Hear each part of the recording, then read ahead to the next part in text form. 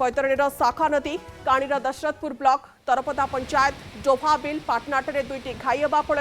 तरपदा panchayat गंडकूल तरपदा 1 number 2 number ward संपूर्ण भाव में बाह्य जगत विच्छिन्न होती गाँ कि नदी किसी जनापड़ना गाँव में डंगा पड़ी एभली स्थित एपर्यंत लोकों पाखे प्रशासन किंबा लोक प्रतिनिधि कहीं पहुंची पार अभियोग होती लोके बन्या जल माड़ी आसबार किए निजर छात उपरे तो आउ किए पड़ोशी छात उपरे आश्रय देखा मिली गतकाली खाई नभियोग करा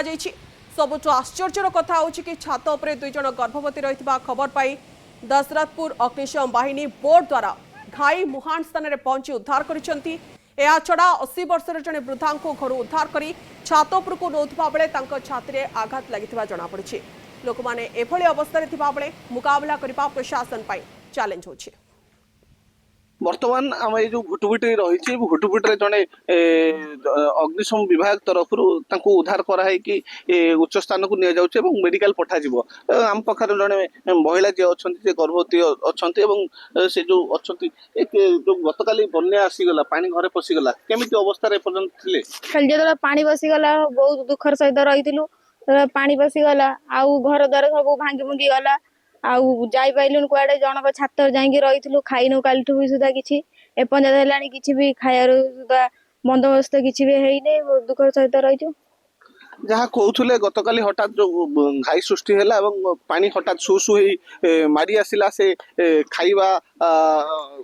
संभव हो नथिला खाद्य मध्य नथिला उद्धार करी आनी उच्च स्थान रखिबा एवं से जो अवस्था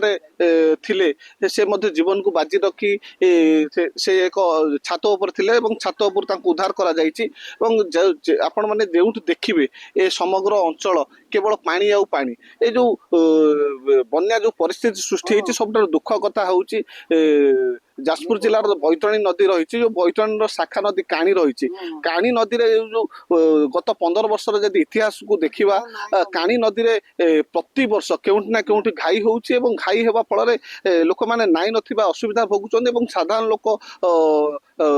पाखापाखि सप्ताह 2 सप्ताह सेमानकर खाद्य पेय बासगृह चाष सबू नष्ट होगा सहित लोक मैंने नाई नथिबा असुविधा होउचंद किंतु दुख एवं परितापर विषय गत 24 वर्षर सरकार जो समस्या छाड़ी दे जाइतिला एवं 2 वर्ष हम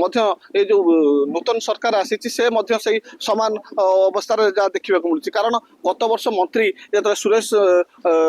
पूजारी आसी निर्भर प्रतिश्रुति देते काणीर आउ कौन समस्या रही किंतु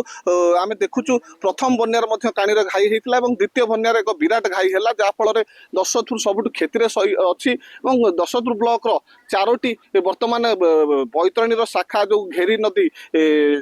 आमर जयंतरा महापात्र साई गोटे घाई और काणी नदी 3टी घाई रही दशरथपुर पाखापाखि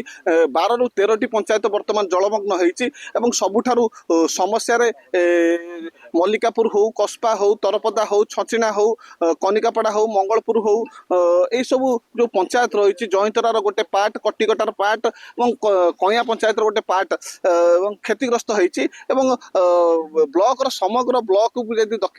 लक्ष्य करवा पाखापाखि समस्त चाषी चाष जमी क्षय क्षति होती कारण ये चाष आवा संभव नुह लगाण वर्षा जो 4 दिन 5 दिन है तापर बन्या तेणु चाष मानकर